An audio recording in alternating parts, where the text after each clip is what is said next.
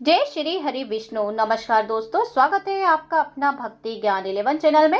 आज के इस वीडियो में हम श्रवण करेंगे उत्पन्ना एकादशी पर सुनी जाने वाली पौराणिक व्रत कथा।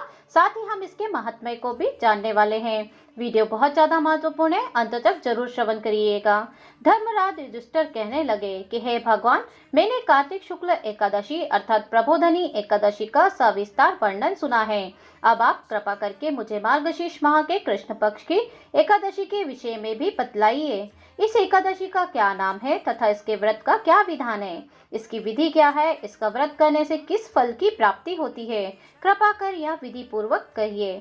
तो भगवान श्री कृष्ण बोले, मार्गशीर्ष माह के कृष्ण पक्ष में आने वाली इस एकादशी को उत्पन्ना एकादशी कहा जाता है। यह व्रत शंखोद्धार तीर्थ में स्नान करके भगवान के दर्शन करने से जो फल प्राप्त होता है उसके बराबर पुण्य मिलता है। व्रत करने वाले भक्त को चोर, पाखंडी, परमी गात्री, निंदक, मिथ्याभासी तथा किसी भी प्रकार के पापी से बात नहीं करना चाहिए। इसका महात्म्य में मैं आपसे तुमसे कहता हूँ, ध्यान पूर्वक सुनिए। उत्पन्ना एकादशी व्रत कथा प्रारंभ करते हैं। तो भगवान विष्णु माता लक्ष्मी का ध्यान करते हुए आज की व्रत कथा को श्रवण करते हैं। युधिष्ठिर कहने लगे, हे भगवान, आपने हजारों यज्ञ और लाख गोदान को भी एकादशी व्रत के बराबर नहीं बताया है, सो यह तिथि सब तिथियों से उत्तम कैसे हुई, बताइए। भगवान कहने लगे, हे युधिष्ठिर, सतयुग में मुर नाम का दैत्य उत्पन्न हुआ। वह बड़ा ही बलवान और भयानक था। इस प्रचंड दैत्य ने इंद्र, आदित्य, वसु, वायु, अग्नि आदि सभी देवताओं को पराजित करके भगा दिया था। तब इंद्र सहित सभी देवताओं ने भयभीत होकर भगवान शिव से सारा वृत्तांत कहा और बोले कि कैलाशपति मूर्त दैत्य से भयभीत होकर यह सब देवता मृत्युलोक में फिर कह रहे हैं। तब भगवान शिव ने कहा कि देवताओं, तीनों लोक के स्वामी, भक्तों के दुखों का नाश करने वाले भगवान विष्णु की शरण में जाओ, वे ही तुम्हारे दुखों को दूर कर सकते हैं। शिव जी के ऐसे वचन सुनकर सभी देवता क्षीर सागर में पहुंचे। वहां भगवान को शयन करते देख हाथ जोड़कर उनकी स्तुति करने लगे। हे देवताओं द्वारा स्तुति करने योग्य प्रभु, आपको बारंबार नमस्कार है। देवताओं की रक्षा करने वाले मधुसूदन, आपको नमस्कार है। आप हमारी रक्षा करें।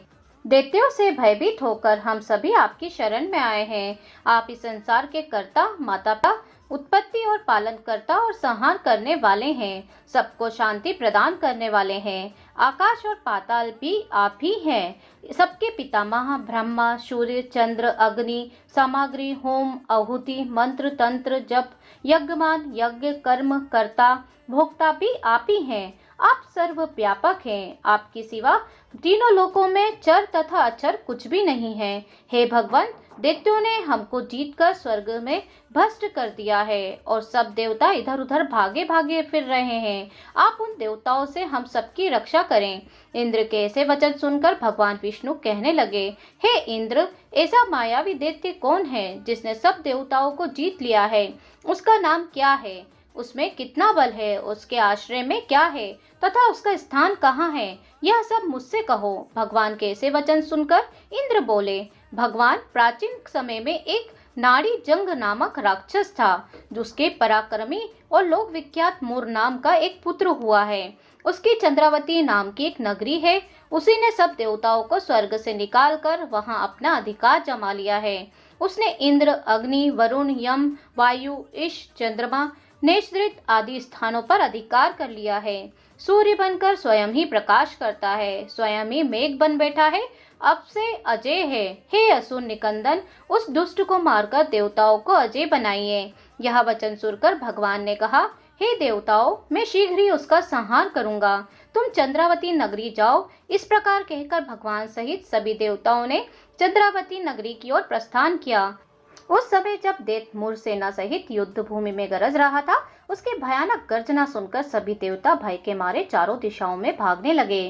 जब स्वयं भगवान रणभूमि में आए तो दैत्य उन सभी पर अस्त्र शस्त्र आयुध लेकर दौड़े। भगवान ने उन्हें सर्प के समान अपने बाणों से बीत डाला। बहुत से दैत्य मारे गए, केवल मूर बचा रहा। अब वह अविचल भाव से भगवान के साथ युद्ध करता रहा। भगवान जो जो क्षीण बाण चलाते रहे, वह उसके लिए पुष्प सिद्ध होता रहा। उसका शरीर छिन्न भिन्न हो गया, किंतु वह लगातार युद्ध करता रहा। दोनों के बीच मल्ल युद्ध भी हुआ। 10,000 वर्ष तक उनका युद्ध चलता रहा। किंतु मुर नहीं मरा। थककर भगवान बद्रिकाश्रम चले गए। वहां पर हेमवती नामक सुंदर गुफा थी। उसमें विश्राम करने के लिए भगवान उसके अंदर प्रवेश कर गए। यह गुफा 12 योजन लंबी थी और उसका एक ही द्वार था। भगवान विष्णु अर्थात वहां पर योग निद्रा की गोद में सो गए। मुर भी पीछे पीछे आ गया और भगवान को सोया देखकर मारने को उद्यत हुआ। तभी भगवान के शरीर से उज्जवल कांतिमय रूप वाली देवी प्रकट हुई। देवी ने राक्षस मुर को ललकारा, युद्ध किया और उसे तत्काल मौत के घाट उतार दिया। श्री हरि जब योग निद्रा की गोद से उठे तो यह सब बातों को जानकर उस देवी से कहा कि आपका जन्म एकादशी के दिन हुआ है, अतः आप उत्पन्ना एकादशी के नाम से पूजित होंगी। आपके भक्त वही होंगे जो मेरे भक्त हैं। जय श्री हरि विष्णु। इति श्री उत्पन्ना एकादशी व्रत कथा समाप्तः। उम्मीद है आपने कथा को अंत तक श्रवण किया होगा और अर्थात आपको कथा सुनने मात्र से ही पता चल गया है कि उत्पन्ना एकादशी माता का जन्म कैसे हुआ है। अगर आप एकादशी व्रत स्टार्ट करने का सोच रहे हैं अर्थात प्रारंभ करना चाहते हैं तो उत्पन्ना एकादशी से आप एकादशी का व्रत पकड़ सकते हैं अर्थात कर सकते हैं। तो इस तरीके से उत्पन्ना एकादशी व्रत कथा समाप्त हुई है।